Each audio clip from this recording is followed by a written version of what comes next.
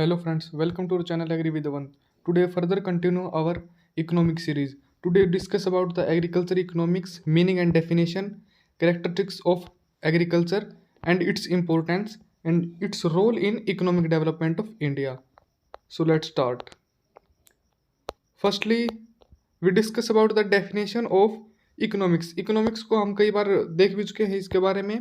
Economics एक science है of administration of scarce resources, means जो हमारे पास रिसोर्सेज की जो एक लिमिट बाउंड है, जैसे लैंड है, लेबर है, कैपिटल है, मैनेजमेंट है, जो भी हमारे पास एक लिमिटेड ऑर्डर में है, which are needed in order to produce goods and services that satisfy human wants. Means हमें इनसे वो वाले गुड्स और वो वाली सर्विसेज प्रोड्यूस करनी है जो हमारी ह्यूमन की वांट्स को क्या करें, सेटिस्फाई करें। ठीक है। The field of agriculture economics is delineated by the application of economic साइज tools to agriculture sector. Means जो हमारा एग्रीकल्चर इकोनॉमिक्स है, इसके अंदर हम जो हमारे इकोनॉमिकल टूल्स हैं, कोई भी हमारा इकोनॉमिकल टूल्स हो सकता है, उसको हम एग्रीकल्चर सेक्टर में अप्लाई करेंगे, वही हमारा एग्रीकल्चर इकोनॉमिक्स होता है। ठीक है। जो एग्रीकल्चर इकोनॉमिक्स है ये क्या है, एक अप्लाइड फील्ड है इकोनॉमिक्स का। मीन्स हम इसको प्रैक्टिकली अप्लाई करते हैं एग्रीकल्चर के सेक्टर के अंदर, in which principles of choice are applied. Means हम इसके अंदर जो प्रिंसिपल हम चॉइस के हमारे वो अप्लाई करते हैं, जिसके अंदर हम जो स्केयर रिसोर्सेज हैं उनका यूटिलाइज करते हैं, जैसे land, labour, capital, management in farming and allied activities. Means हम इसके अंदर जो हमारी अप्लाइड इकोनॉमिक्स है वो इसके अंदर बेसिक फैक्टर होता है कि हम अलग अलग प्रिंसिपल्स को अप्लाई करते हैं। स्केयर रिसोर्सेज कुछ भी हो सकता है, हमारा लेबर की भी कमी हो सकती है, कैपिटल के भी रिसोर्सेज हैं, हम उन सबको प्रैक्टिकल लेवल पे एग्रीकल्चर के अंदर यूटिलाइज करते हैं। इसका रोल क्या है, its role in offering practical level solution. Means जो हमारी प्रैक्टिकल लेवल के सोल्यूशन होते हैं, एक सोल्यूशन ओरिएंटेड अप्रोच होती है, इसके अंदर हम वो अपनाते हैं ताकि हम जो स्केयर रिसोर्सेज, जो लिमिटेड रिसोर्सेज है किसानों के पास, उनको मैक्सिमम यूटिलाइज कर सके ताकि हमारी इनकम है वो मैक्सिमम हो सके। ये हमारा इकोनॉमिक्स का एक इम्पोर्टेंट स्कोप होता है या रोल होता है। अब करेक्टरिस्टिक्स ऑफ एग्रीकल्चर आते हैं। मीन्स हमारे एग्रीकल्चर किस क्या क्या हमारे एग्रीकल्चर के अंदर बेसिकली कंपोनेंट है, क्या उसका रोल है, मेन फीचर्स क्या उसके, हम इन सब के बारे में जानते हैं अब।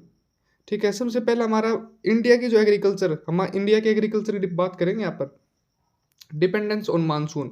मीन्स जो इंडिया का एग्रीकल्चर है वो लगभग मानसून के ऊपर डिपेंड करता है।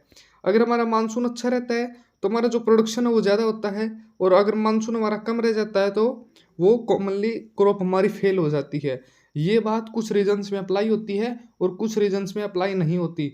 मान लिया जहाँ पर हमारी आर्टिफिशियली इरीगेशन की फैसिलिटी ज़्यादा हैं, मैं बात करूँ पंजाब की, हरियाणा की, वेस्टर्न यूपी की, यहाँ पे जो कैनाल सिस्टम है वो बहुत अच्छा है। अगर थोड़ी बहुत बरसात भी कम भी होगी तो वो मैनेज कर लेता है। लेकिन जो हमारा वेस्टर्न राजस्थान है, पश्चिमी राजस्थान है, जो हमारा बुंदेलखंड रीजन है, हमारा डेक्कन प्लेट्यू है इंडिया का, वो सूखे इलाके, अगर वहाँ पे थोड़ी भी कम बरसात होती है नॉर्मल लेवल से तो हमारा प्रोडक्शन बहुत ज़्यादा गिर जाता है और लगभग वहाँ की फार्मिंग कोलैप्स होने के कगार पा जाती है। ठीक है। और कई बार जो फ्लड हैं उनका भी एक हमारी क्रॉप के ऊपर नेगेटिव बहुत ज़्यादा इम्पैक्ट होता है, क्योंकि अगर बरसात ज़्यादा होगी तो वो फ्लड की कंडीशन, जैसे हमारे बिहार में, कई बार यूपी के थोड़े बहुत रीजन में, जो तराई वाले रीजन हैं, उत्तराखंड में यहाँ पे और आसाम के अंदर ये वाली कंडीशन देखी जाती हैं।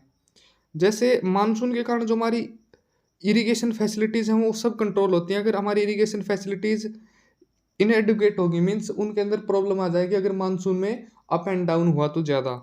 अब आती है हमारी labour intensive cultivation. Means India के अंदर है ना, हमें मशीनरी के ऊपर हम इतना ज़्यादा डिपेंडेंट नहीं है, हमारी लेबर से ज़्यादातर हम मेन फोकस होता है हमारा, क्योंकि पॉपुलेशन प्रेशर इंक्रीज हो रहा है और लैंड होल्डिंग हमारी पर पर्सन के हिसाब से डिक्रीज हो रही है, तो उसके कारण हम ज़्यादा लेबर की तरफ, क्योंकि किसानों के पास कैपिटल इन्वेस्टमेंट नहीं है इतनी ज़्यादा किसी भी चीज़ में इन्वेस्ट करने के लिए, तो इसलिए वो उसको अपनाते हैं। और जो लैंड होल्डिंग है वो हमारी छोटी हो चुकी हैं, बिल्कुल फ्रेगमेंट, छोटे छोटे।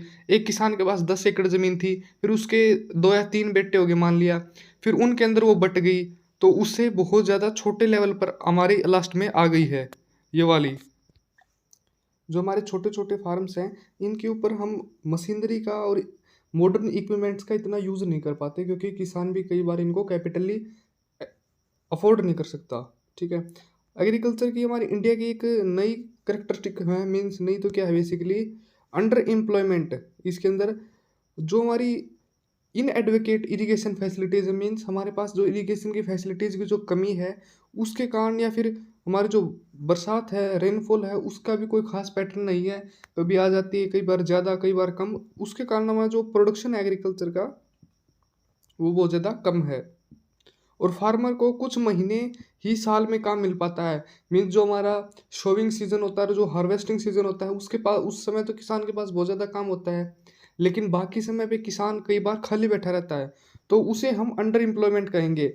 ये एक तरह का एम्प्लॉयमेंट भी है और एक अनएम्प्लॉयमेंट भी है, क्योंकि जो फुल्ली कैपेसिटी है वो यूटिलाइज नहीं कर पाता। मीन्स जितना वो काम कर सकता है, जितनी उसकी प्रोडक्टिविटी है, कैपेसिटी है, वो उतना यूटिलाइज नहीं कर पाता है।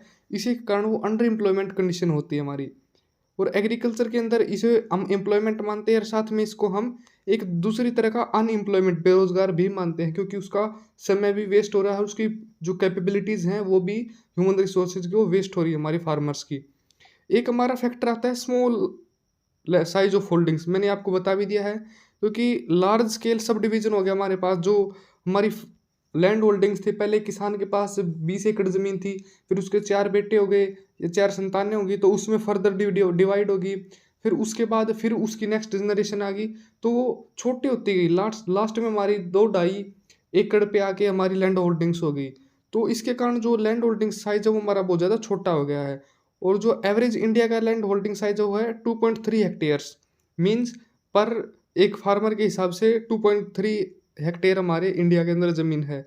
जबकि ऑस्ट्रेलिया में अगर देखें तो हम 1993 हेक्टेयर्स, 19 मीन्स 193 हेक्टेयर्स उसके पास ज़मीन है। और यूएसए के अंदर 158 हेक्टेयर्स, 158 हेक्टेयर्स यूएसए में पर फार्मर के हिसाब से है। फिर हमारी नेक्स्ट क्या करेक्टरिस्टिक आती है, traditional method of production. Means जो इंडिया के अंदर फार्मर्स हैं, किसान हैं, वो किस तरह का प्रोडक्शन करते हैं। वो ट्रेडिशनली जो इक्विपमेंट यूज़ करते आए हैं, जैसे हमारा प्लो था या कुछ भी था, वो सब यूज़ कर रहे हैं, क्योंकि उनके कारण पॉवर्टी के कारण, इलिटरेसी के कारण, मीन्स उनके अंदर जो नॉलेज नहीं है, वो एजुकेटेड नहीं है ज़्यादा, तो इसीलिए वो पुराने वाले मेथड्स पे हैं, वो फर्दर अपना कंटिन्यू कर कर पा रहे हैं। और जो ट्रेडिशनल टेक्नोलॉजी है, इसके कारण लो प्रोडक्शन हो रहा है। हमारी जितनी कैपेसिटी है हमारी लैंड की प्रोड्यूस करने की, हमारी क्रॉप की, वो हम फुली अचीव नहीं कर पा रहे हैं ट्रेडिशनल मेथड के कारण, जो प्रोडक्शन के हैं। अगर हम सोर्सेज ऑफ लाइवलीहुड की बात करें तो इंडिया के अंदर ये एग्रीकल्चर मेन ऑक्यूपेशन है, लगभग 61%। ये थोड़ा वैसे पुराना डाटा है इसमें, अब तो नियरली 52% रह गया है एग्रीकल्चर के अंदर रोजगार टोटल इंडिया का। और ये 25% नेशनल इनकम, खैर ये अब भी, ये तो डिक्रीज हो गई है, पहले 25 थी ये, और अब ये लगभग 15, 16, 17 के आसपास झूल रही है। ये हमारा सोर्स ऑफ लाइवलीहुड है। हमारे एग्रीकल्चर का इंडिया के अंदर एक और मेन फैक्टर आपको देखने को मिलेगा कि हमारी फूड क्रॉप्स को हम डोमिनेट कर रहे हैं बेसिकली। मीन्स जो हमारा 75% कल्टिवेटेड एरिया है, 75% कल्टिवेटेड एरिया है, वो फूड क्रॉप्स के अंतर्गत है। जैसे वीट हो गया, राइस हो गया, बाजरा हो गया, इनके अंडर में है। सिर्फ हमारे 25% हम कमर्शियल लेवल पे, जैसे टी हो गया, कॉफ़ी हो गया, या फिर बनाना बड़े लेवल पे हो गया, ये सब हम कमर्शियल लेवल पे कर रहे हैं, सिर्फ 25। इसके कारण हमारा एग्रीकल्चर थोड़ा बैकवर्ड है। आप वेस्टर्न नेशंस में जाओगे, यूएस में जाओगे, ऑस्ट्रेलिया में जाओगे, वहाँ पे कमर्शियल लेवल पे फार्मिंग ज़्यादा हो रही है, और किसान अपनी इनकम को ज़्यादा जनरेट कर पा रहे हैं कमर्शियल के कारण, क्योंकि ये डायरेक्ट इंडस्ट्री से जुड़ा हुआ मैटर आ गया। और हमारी जो एग्रीकल्चर प्रोडक्शन है वो भी बहुत ज़्यादा लो है इंडिया के अंदर, ठीक है। लगभग हम 27 क्विंटल्स वीट पर हेक्टेयर पैदा कर रहे हैं, और फ्रांस के अंदर वही 1 हेक्टेयर के अंदर 71.2 क्विंटल पर हेक्टेयर हम प्रोड्यूस कर देते हैं वहाँ के किसान। ब्रिटेन के अंदर 80 क्विंटल्स पर हेक्टेयर, 80 क्विंटल प्रति हेक्टेयर के हिसाब से वो पैदा कर रही हैं। और एनुअल प्रोडक्टिविटी की बात करें तो इंडिया के लेबरर की है जो प्रोडक्टिविटी है, मीन्स उसकी एनुअल इनकम कह लो आप, $162, और हमारे नॉर्वे में $973 हैं, और यूएसए के अंदर $2408 पर लेबर के हिसाब से। मीन्स आप अंदाज़ा लगा सकते हैं कि कितना ज़्यादा इंडिया के अंदर जो हमारा किसान और मजदूर वर्ग है जो पीछे रह गया है हमारे दूसरे सेक्टर्स की बजाय उनके कंपैरिजन में। और यूएसए में क्योंकि लैंड होल्डिंग्स ज़्यादा हैं, ज़्यादा रिच कंट्री है, तो उनके कारण उनकी लेबरर की और उनके फार्मर्स की इनकम बहुत ज़्यादा है। फिर हमारा इम्पोर्टेंस आता है, मीन्स हमारे एग्रीकल्चर का महत्व क्या है इंडिया के अंदर। सबसे पहला मेन फैक्टर है इसका raw material to agro based industry, means जो कृषि आधारित जो हमारे उद्योग हैं, इंडस्ट्रीज हैं, उनको डायरेक्टली कच्चा माल रॉ मटेरियल सप्लाई करने का काम हमारा एग्रीकल्चर ही करता है। जैसे हमारा शुगर की इंडस्ट्री है, जूट हो गया, कॉटन हो गया, वनस्पति की जो इंडस्ट्री है, क्योंकि वनस्पति जो घी है जिसे कॉमनली डालडा भी कहते हैं ज़्यादातर लोग, तो वहाँ पे जो वेजिटेबल ऑयल है, तो वेजिटेबल उसका रॉ मटेरियल है, तो वो सप्लाई करने का काम कहाँ से आएगा, वो सप्लाई कहाँ से होगी, वो एग्रीकल्चर से होगी। हम कॉटन के जो कपड़े हैं, कॉटन के उद्योग हैं गुजरात के अंदर बेसिकली जो ज़्यादा कंसंट्रेटेड हैं, महाराष्ट्र और गुजरात की बेल्ट में, सूरत वगैरह में, तो उन सब को कच्चा माल कहाँ से आता है, उन सबको हमारा एग्रीकल्चर से आता है कॉटन। फूड प्रोसेसिंग इंडस्ट्रीज हमारी जो आलू की चिप्स की होगी या फिर और कोई भी हम जैम वगैरह कुछ भी खाते हैं, वो सब किसके ऊपर डिपेंडेंट है, एग्रीकल्चर के ऊपर। तो पूरी अगर हमारी एग्रीकल्चर हमारी फ्लरिश करेगी, वो खुशहाल होगी, तो हमारी इंडस्ट्रीज़ को भी ज़्यादा बूस्टअप मिलेगा और हमारा इंडस्ट्रियल सेक्टर ग्रो करेगा। ये हमारी एक इसका मेन पॉइंट है, इंपॉर्टेंस इसका महत्व है। फिर आती है हमारी market for industrial product, means अगर हमारा रूरल परचेजिंग पावर बढ़ती है, मीन्स हमारे अगर किसान समृद्ध होता है तो उसके पास ज़्यादा पैसा आएगा और वो ज़्यादा खरीद पाएगा कहीं से भी सामान, उसके पास ज़्यादा परचेजिंग पावर बेसिकली मीन्स क्या होता है, किसकी एक पर्सन की कितनी एबिलिटी है कि वो परचेज कर सकता है, मीन्स उसके पास कितना पैसा है। सिंपल वर्ड्स में यही बात है। अगर ज़्यादा किसान के पास आएगा तो ज़्यादा इंडस्ट्रियल प्रोडक्ट खरीदेगा, कोई भी हो गया, मान लिया जस्ट एग्जांपल, वो ज़्यादा मान लिया शैम्पू खरीदेगा, कंघा खरीदेगा, कुछ भी खरीदेगा, तो ये जस्ट एग्जांपल है, ठीक है।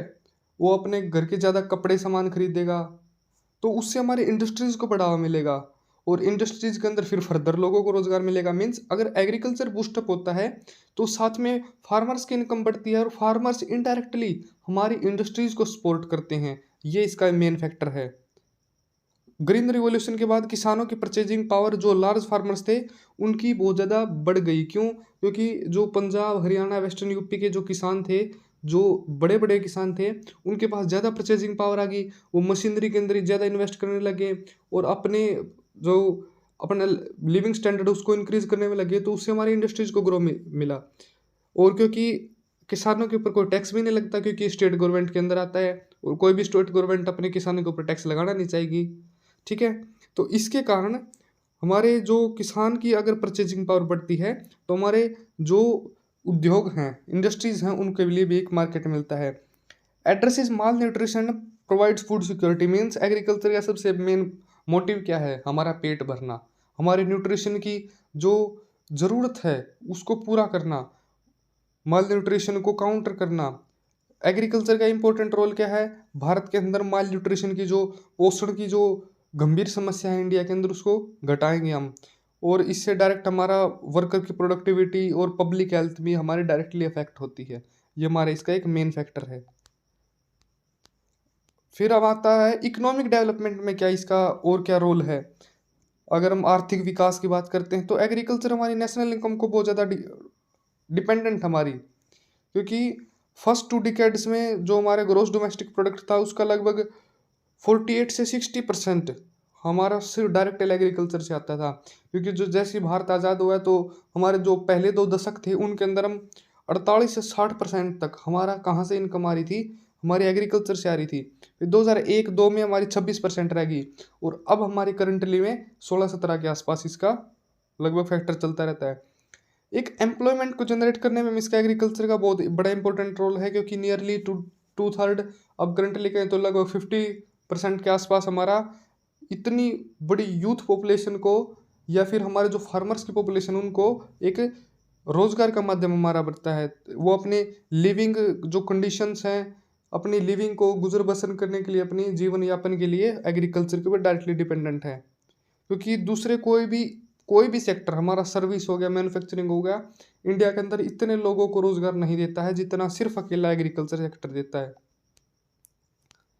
कैपिटल फॉर्मेशन मीन्स पूंजी निर्माण में इसका क्या योगदान है। जनरल एग्रीमेंट की बात करें तो कैपिटल फॉर्मेशन में हमारा इसका बहुत ज़्यादा इंपॉर्टेंट रोल है, क्योंकि agriculture happens in the largest industry developing countries like India. Means एक एग्रीकल्चर के अंदर कारण हमारी जो इंडस्ट्रीज को एक जो डेवलपमेंट का बूस्टअप मिल रहा है, एक साइकिल चलता है ये। एग्रीकल्चर बूस्टअप होगी, हमारे इंडस्ट्रीज बूस्टअप होंगे, हमारा सर्विस सेक्टर बूस्टअप होगा, तो उससे कैपिटल फॉर्मेशन होगा, डायरेक्टली एक दूसरे से लिंक है। क्योंकि इंपॉर्टेंट रोल होता है इसका pushing of rating of capital formation, means पूंजी निर्माण में हमारा ज़्यादा ज़्यादा पूंजी जनरेट होगी, हमारा जो इनकम सोर्सेज हैं वो बढ़ेंगे, तो उसको फर्दर हम आगे इन्वेस्ट करते चले जाएंगे।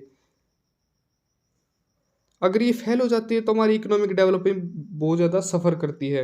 ये चीज़ हमने देख भी ली थी कोविड टाइम में, क्योंकि जब जो देश के सारे सेक्टर ठप पड़ चुके थे बिल्कुल, हमारा मैन्युफैक्चरिंग सर्विस सेक्टर, उस समय हमारा एग्रीकल्चर हमारा 4% की स्पीड से लगभग ग्रो किया था, और उसने हमारी इकोनॉमी को संभाला था। ये हमने छोटा एक ग्राफ ऐड किया है, ये हमारा देख सकते हैं आप इसमें।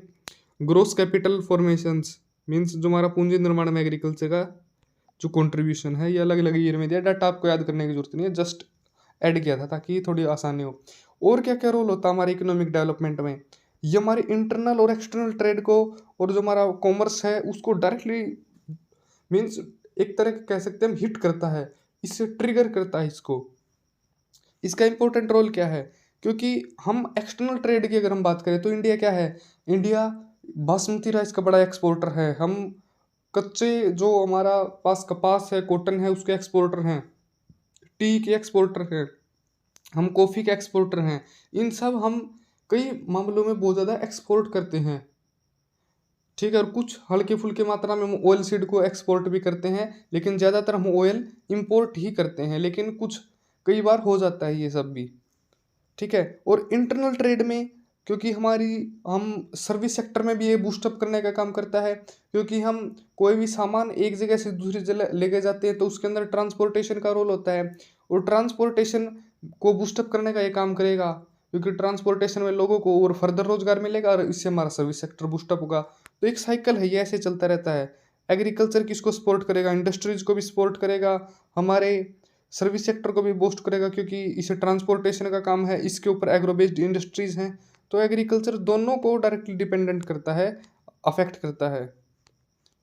और गवर्नमेंट के बजट में भी जो हमारे पहले 5 ईयर प्लान्स थे, जो प्राइम रेवेन्यू कहाँ से आता था हमारा सेंट्रल और स्टेट बजट का, जो हमारे जब इंडिया जस्ट आज़ाद हुआ था उस समय पर हमारा ज़्यादातर बजट सिर्फ एग्रीकल्चर से ही आता था, लेकिन बहुत ज़्यादा हमारी जो गवर्नमेंट थी वो कहाँ से, एग्रीकल्चर से कमाती थी।